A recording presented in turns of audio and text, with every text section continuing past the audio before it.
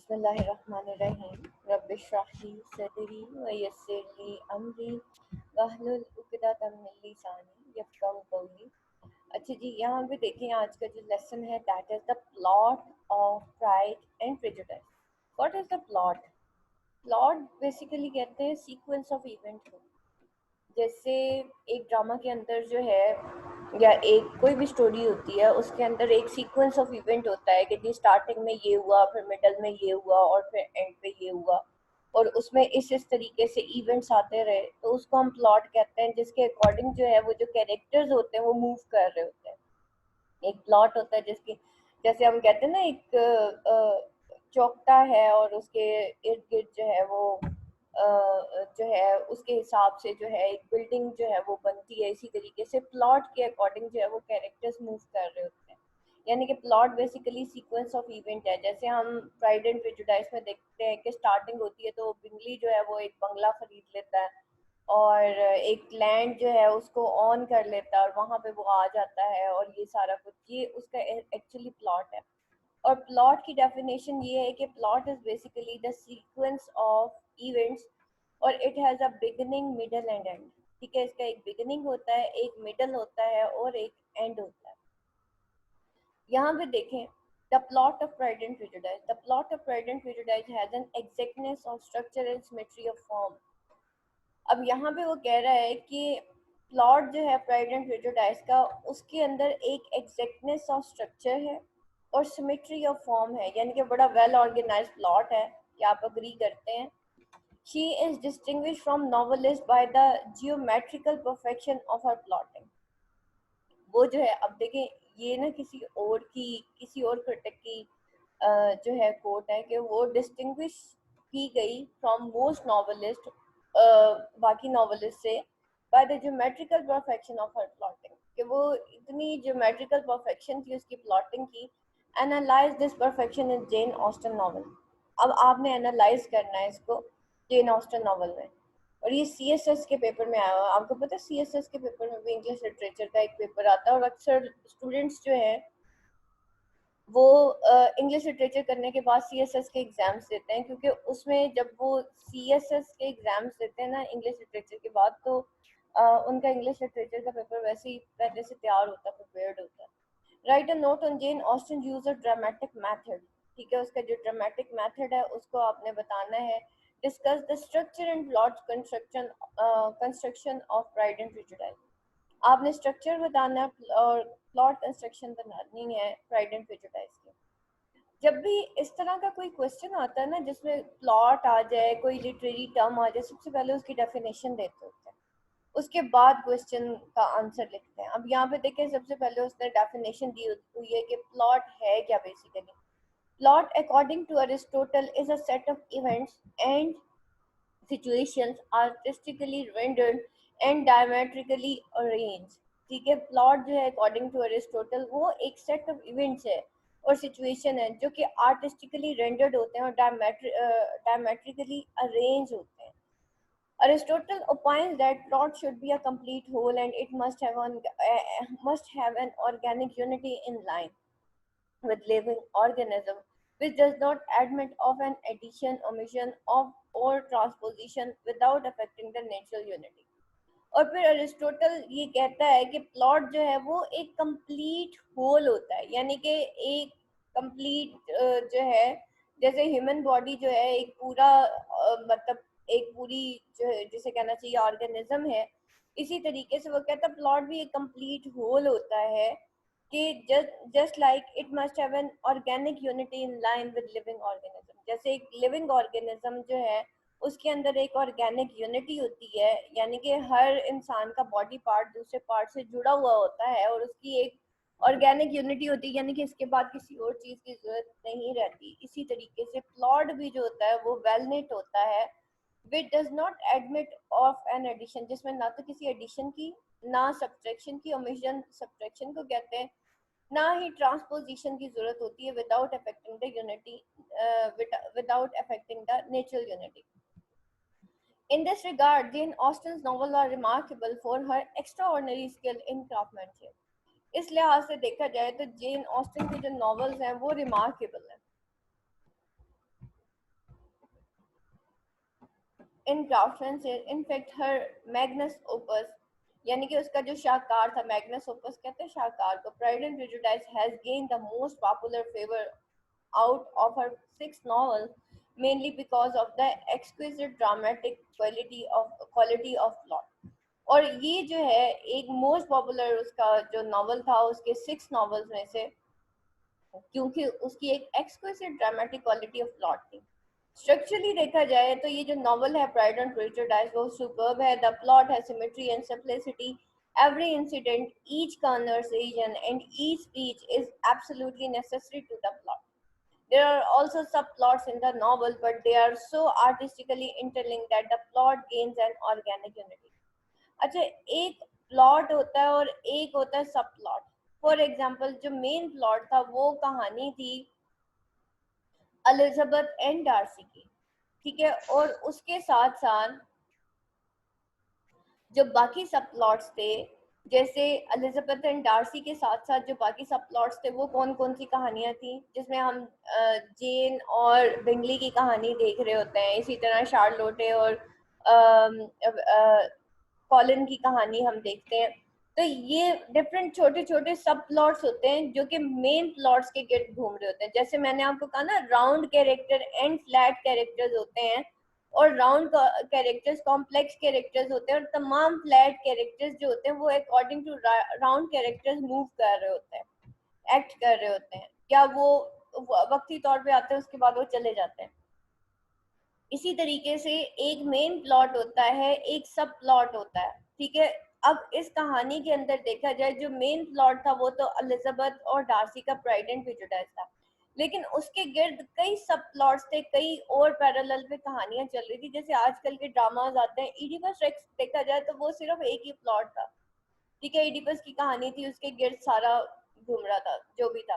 लेकिन अगर आप प्राइड एंड प्रेजुडिस के अंदर देखें तो बेटा एट अ टाइम 5 कहानियां घूम रही थी, जिसमें एक मेन प्लॉट था और बाकी 4 जो थे वो सब प्लॉट्स थे, ठीक है। 5 मैरिजेस दिखाई गई ना इसके अंदर, तो वो 5 मैरिजेस में से एक जो है वो मेन प्लॉट था और बाकी 4 जो थी वो सब प्लॉट्स थी। तो Elizabeth Darcy courtship and marriage constitute the main plot of the novel. तो अगर हम मेन प्लॉट की बात करें तो एलिजाबेथ डार्सी कोर्टशिप और मैरिज ये एक्चुअली मेन प्लॉट है। According to Mary Lascelles, this pattern is found by diverging and converging line. और ये पैटर्न किस तरीके से बनाया उसने, डाइवर्ज किया और कन्वर्ज किया, ठीक है। डाइवर्ज करना, एक्सपेंड कर देना, कन्वर्ज करना, किसी एक नुक्ते के ऊपर ले आना, ठीक है। By the moment of two people who are impelled apart, दो लोगों की मूवमेंट से जो कि इम्पेल्ड अपार्ट थे, दूर थे एक दूसरे से, उनकी मूवमेंट से जो है पैटर्न जो है उसको डाइवर्ज किया गया और कन्वर्ज किया गया, until they reach the climax of mutual hostility, यहाँ तक कि वो म्यूचुअल हॉस्टिलिटी तक पहुंच गए। उस क्लाइमेक्स तक म्यूचुअल हॉस्टिलिटी उन दोनों के अंदर इतनी ज्यादा नफरत पैदा हो गई, and there after went there courses towards mutual understanding and amenity, और एट द एंड उनके अंदर म्यूचुअल अंडरस्टैंडिंग और एमिनिटी पैदा हुई, यानी कि एट द एंड उन दोनों की दोस्ती हो जाती है। Jane Austen artistically managed to bring forth of them together, and it does not seem to be chance meeting. और जेन ऑस्टन ने बड़े आर्टिस्टिकली उन दोनों को, मतलब इस प्लॉट को मैनेज किया, to bring both of them together, ताकि वो उन दोनों को, यानी कि दोनों कैरेक्टर्स को करीब ला सके, एलिजाबेथ और डार्सी को। and it does not seem to be a chance meeting, और ये कोई chance meeting नहीं थी। however the action of the plot sets into motion when at a village ball Darcy haughtily rejects Elizabeth by saying that she is not handsome enough to tempt him. It is the seed of prejudice which germinates in Elizabeth against Darcy. It is a skillful handling of Austen that, with the help of events, she gradually increases the prejudice of Elizabeth, and on the other hand, converts Darcy's pride into love for Elizabeth. Wickham's wrong information about Darcy also helps to develop her prejudice stronger. Mrs. Gardiner's statement about Darcy's childhood and that he was a very stubborn type of child also gives strength to Elizabeth's prejudice. When Colonel Fitzwilliam informed her that Darcy is the man who is responsible for the separation of Jane and Bingley, Here the prejudice and proud love reach at its climax. Jane Austen beautifully brings them together.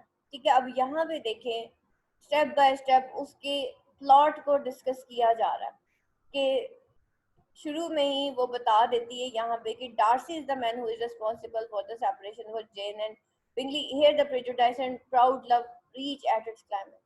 जब Elizabeth को ये colonel Fitzwilliam ये inform करता है उसको कि Darcy वो बंदा है जिसने जो है, अच्छा डार्सी का पूरा नाम ना फिट्स विलियम डार्सी है, लेकिन एक इसके अंदर इस कहानी के अंदर एक कैरेक्टर और भी था, वो कर्नल फिट्स विलियम था, जो कि डार्सी को कहता है कि देखो जो तुम्हारी जो बहन है और यानी कि जेन है और बिंगली, इन दोनों के दरमियान जो सेपरेशन है वो डार्सी की वजह से है, और ये फॉर द टाइम बिंग आता है, उसके बाद बस इसका इतना ही काम होता है कि इसने लड़ाई करानी होती है और इसके अलावा कुछ भी नहीं है, और उसके बाद ये बंदा गायब हो जाता है।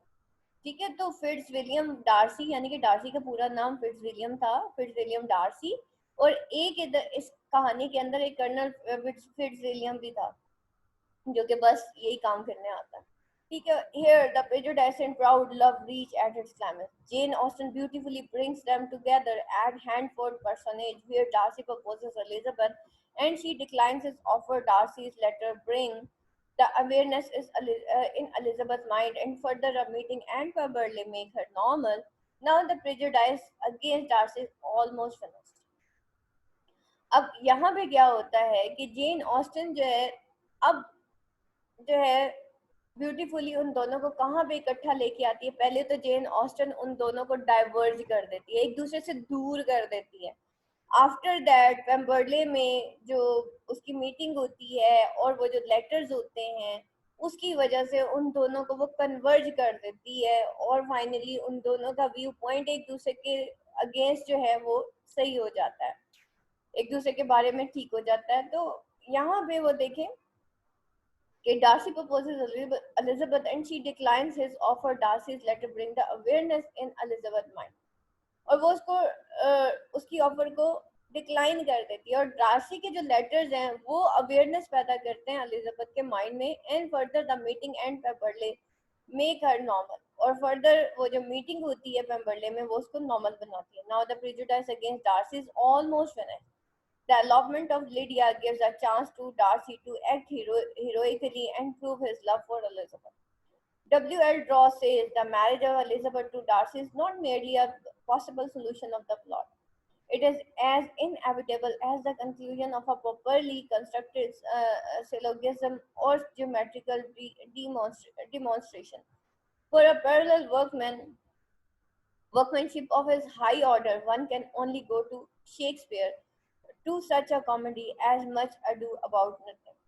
In addition to main plot, there are 3 subplots. अगर main plot को देखा जाए तो 3 subplots भी थे उसके अंदर, involving Jane and Bingley, Lydia and Wickham, Charlotte and Colin. Each of this is very interlinked and interwoven with the main plot. It is Bingley who invites Darcy at Netherfield, where Darcy meets Elizabeth. When Jane falls ill at Bingley's house, Elizabeth goes there to look after her sister. अच्छा जी, क्या होता है कि it is Bingley who invites Darcy. सबसे पहले जो है, अब ये सारे सब प्लॉट्स जो बाकी 3 सब प्लॉट्स होते हैं वो अब मेन प्लॉट के साथ बड़ा ब्यूटीफुली इंटरवोवन होता है।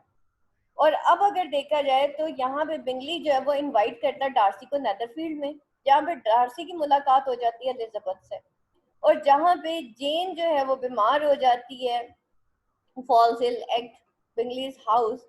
यहाँ पे एक्ट लिखा फॉल्स इल एट, ठीक है, that is not the act, that is the eight.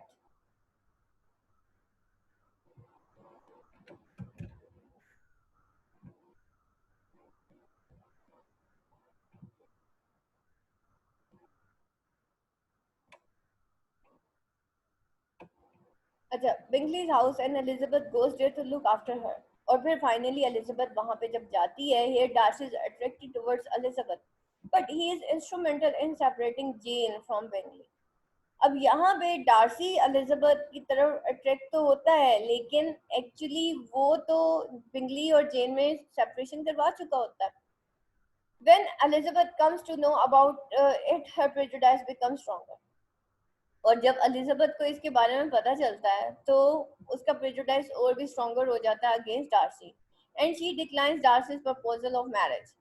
Lydia Wickham affair is still more relevant. In early chapters, Wickham gives some wrong information about Darcy which increases Elizabeth's prejudice. But later it is revealed that Wickham has duplicated her. ठीक है, अब यहाँ पे देखा जाए तो Lydia Vikram affair जो है वो मोर रेलेवेंट था. शुरू के चैप्टर्स में देखा जाए तो विक्रम जो है वो कुछ रॉन्ग इन्फॉर्मेशन देता है अबाउट डार्सी जो कि इंक्रीज कर देता है एलिजाबेथ के प्रेजुडाइज को. लेकिन later it is revealed that Wickham जो है वो उसको डुप्लीकेट कर जाता है. यानी कि Lydia Wickham elopement gives an opportunity to Darcy to act as a hero and prove his love for the Elizabeth. Charlotte Collins' plot bring them together and leads to the climax of the novel. The above detail shows that plot and the subplots are thematically linked together. The theme of love and marriage is kernel of the novel, and it is very explained in the plot and subplots. अब यहाँ पे जो theme of love और marriage है वो actually the very kernel of the novel थी.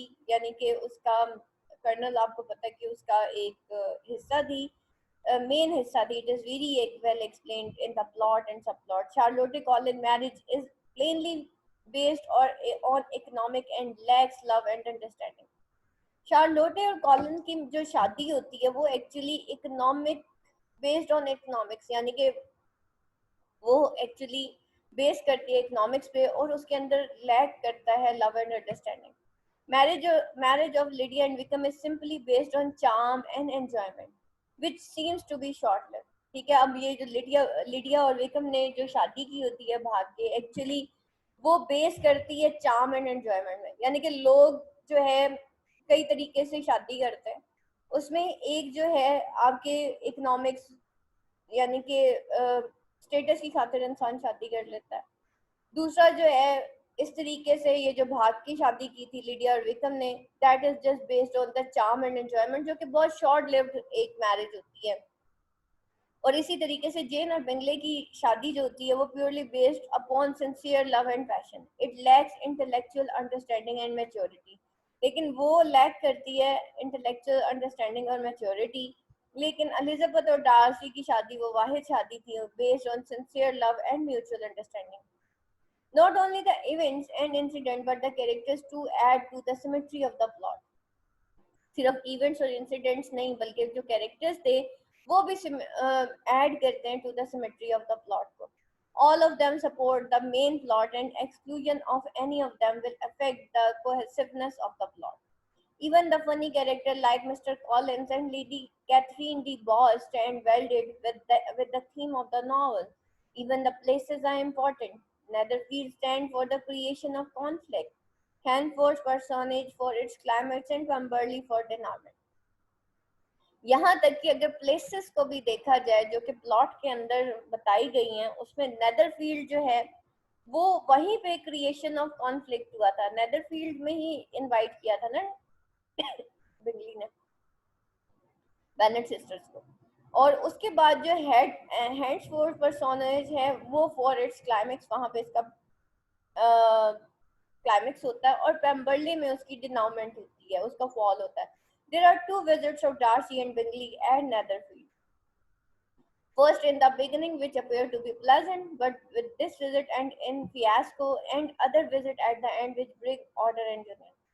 दो visits हुए थे नेदरफील्ड में. आप लोगों को मैंने कहा था प्लेसेस जो है बेटा वो लिख लीजिएगा कि प्लेसेस कौन कौन सी थी, कौन सी स्टेट की थी, ये सारी चीजें आपने लिखनी है. आपके ये स्पेशली बाकी नॉवेल्स भी जो आएंगे उसके अंदर आपने ये जो प्लेसेस है ना इनके नेम्स जरूर याद करने हैं. थोड़े से टफ हो जाएंगे लेकिन इनको एक पेपर के ऊपर लिख लीजिएगा बुक के स्टार्ट में ही, ताकि आपके लिए प्लेसेस को याद करना आसान हो जाए. तो यहाँ पे देखें कि क्या है कि पहले तो दो विजिट्स होते हैं, एक तो बिल्कुल ही डिसऑर्डर क्रिएट कर देता है और दूसरा order and union. Darcy separates Bingley from Jane in the beginning, but he interferes in Lydia and Wickham affair and also bring them to marriage. The plot of Pride and Prejudice is so dramatic that it can be compared with Shakespeare's play Much Ado About Nothing. Like a well-known play, the plot of Pride and Prejudice too can be divided into 5 acts. 5 acts में उसको divide किया जा सकता है. For example, this division would be like this. देखें plot इस तरीके से लिखा जाता है हमेशा. एक्ट 1 के अंदर क्या हुआ, एक्ट 2 के अंदर क्या हुआ, फिर एक्ट 3 के अंदर क्या हुआ. ठीक है, तो act 1 covers the first 18 chapter of the novel, which can include introduction, meeting of Jane and Bingley, Elizabeth's prejudice against Darcy, and Bingley's departure to London. Act 2 covers next 8 chapters, and it brings complications, arrival of Collins and his proposal for Elizabeth, which is rejected. Colin's marriage with Charlotte and Elizabeth's familiarity and intimacy with Wickham. Act 3 includes the next 14 chapters, such that from chapter 27 to 40. It is a climax. It covers Elizabeth's rejection. ये climax था जो कि cover करता है Elizabeth की rejection को to डार्सी's proposal and her realization in misunderstanding both Darcy and Wickham. With Act 4 comes denouement, when Elizabeth meets Darcy at Pemberley. Things seems to be moving towards happiness, but Lydia's elopement with Wickham turns things topsy-turvy. Act 4 में जो है क्या होता है, denouement होती है when Elizabeth meets Darcy at Pemberley. जब Elizabeth जो है वो Darcy से मिलती है Pemberley में, तो हर चीज जो है वो जो है मूव होना शुरू हो जाती है टुवर्ड्स द हैप्पीनेस. और फिर फाइनली जो लिडिया की अलॉटमेंट होती है, लिडिया भाग जाती है विक्रम के साथ, तो उसकी वजह से हर को सब चीजें जो है वो उल्टी हो जाती है. यानी कि उसका जो एक देखने का व्यू पॉइंट होता है, उसका विजन होता है, वो चेंज हो जाता है. And finally the Act 4 covers the catastrophe. All events move towards resolution. Darcy proves his nobility in Lydia Wickham marriage. Jane and Bingley, Elizabeth and Darcy are engaged. Thus all the conflicts resolve. और इस तरीके से सारे जो conflicts होते हैं resolve हो जाते हैं. Act 4 के अंदर हर चीज जो रेजोल्यूशन, फाइनल रेजोल्यूशन की तरफ आ जाती है, और डार्सी जो प्रूव करता है अपनी नोबिलिटी इन लिडिया विक्रम मैरिज में.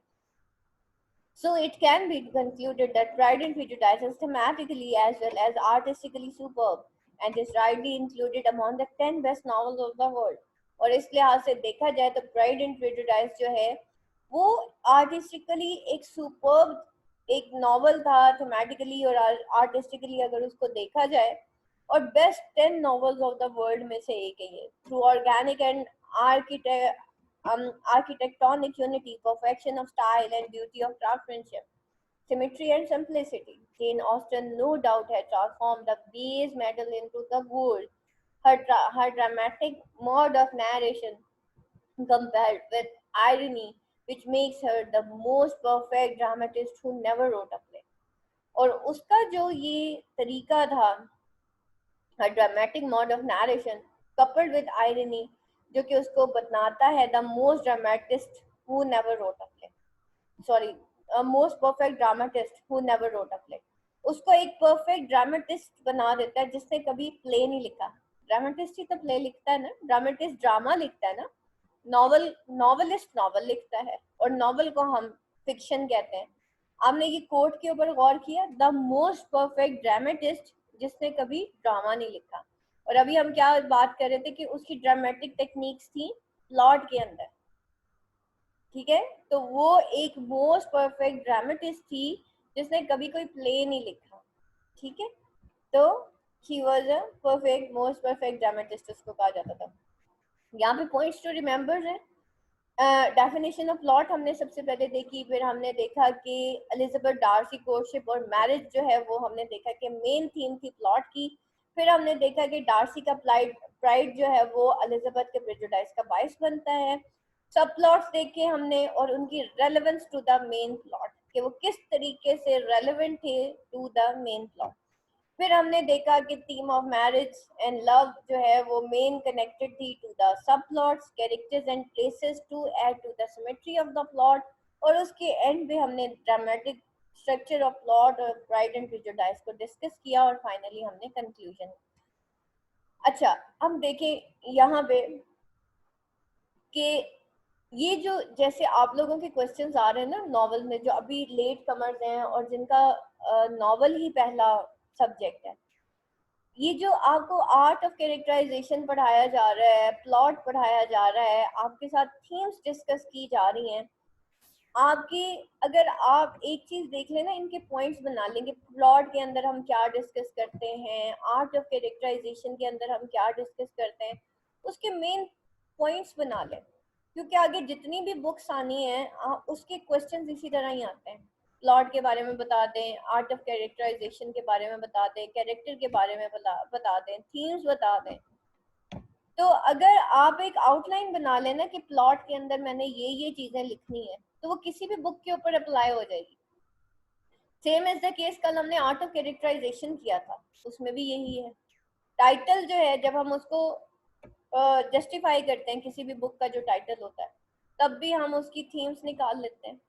तो बेसिकली क्या है कि अगर आपको मेन लिटरेरी टर्म समझ आ गया ना कि ये लिटरेरी टर्म है, और उसको इस तरीके से इस स्ट्रक्चर के अंदर, या एक आप आउटलाइन बना लें कि भाई जो भी प्लॉट का क्वेश्चन आएगा उसके अंदर मैंने ये चीजें डिस्कस करनी है। जैसे इसके अंदर हमने स्टार्ट में ही लिया, उसने थीम को ले लिया, उसके बाद फिर प्लॉट को डिस्कस किया, फिर उसने कहा एक प्लॉट के साथ कई 3 और सब प्लॉट्स भी थे, फिर उसने प्लेसेस को डिस्कस किया, प्लेसेस के बाद उसके स्ट्रक्चर को डिस्कस किया, फिर उसने कहा स्ट्रक्चर जो है वो 3 एक्ट में डिवाइड हो सकता है, पहले एक्ट में ये हुआ, दूसरे में ये हुआ, फिर तीसरे में ये हुआ। तो फाइनली क्या होता है, इस तरीके से हमारा जो आंसर होता है वो वेल ऑर्गेनाइज्ड हो जाता है। तो ये आपका एक आउटलाइन है प्लॉट का, इसको जरा गौर से पढ़ लें। Not only pride and prejudice की बात आए, कोई और भी प्लॉट आए, तो आपको पता होना चाहिए कि जरूरी नहीं है हर किताब के अंदर प्लॉट का क्वेश्चन जो है उन्होंने सॉल्व करके दिया होगा। अगर एग्जाम के अंदर भी किसी ऐसी बुक से भी क्वेश्चन आ जाता है जो कि आपने कभी पढ़ा नहीं है, आपके जहन में एक आउटलाइन होनी चाहिए कि प्लॉट का क्वेश्चन आएगा तो मैंने ऐसे करना है। ठीक है, दैट इज नॉट द रट्टा सिस्टम। आपका कॉन्सेप्ट जो है रिगार्डिंग द प्लॉट वो आपका बिल्कुल क्लियर होना चाहिए। अब आप अपनी बुक्स खोलेंगे, इसके अंदर आप देखेंगे कि प्लॉट के अंदर हर पैराग्राफ के अंदर आप जो है मेन पॉइंट लिखेंगे कि इसके अंदर इसने क्या चीज डिस्कस की हुई है हर पैराग्राफ के अंदर। फिर आपको मैंने एक और चीज बताई थी कि आपने इसके जितने भी डिफिकल्ट वर्ड है, आप लोगों को मैंने ऐप डाउनलोड करने के लिए दी हुई है ना डिक्शनरी, और आपका क्या काम होता है डेली का, आपने अपनी बुक खोलनी होती है, एक डिफिकल्ट वर्ड जो है उसके एनी 5 मीनिंग्स लिखने होते हैं। ठीक है, तो आपने तमाम डिफिकल्ट वर्ड्स के 5 मीनिंग्स जो हैं वो लिखने हैं, और ताकि आप लोगों की वोकैबुलरी एनहांस हो, वोकैबुलरी एनहांस होगी तो ऑटोमेटिकली आपकी सेल्फ राइटिंग एनहांस हो जाएगी। ठीक है, तो अब नेक्स्ट क्वेश्चन की तरफ चलते हैं।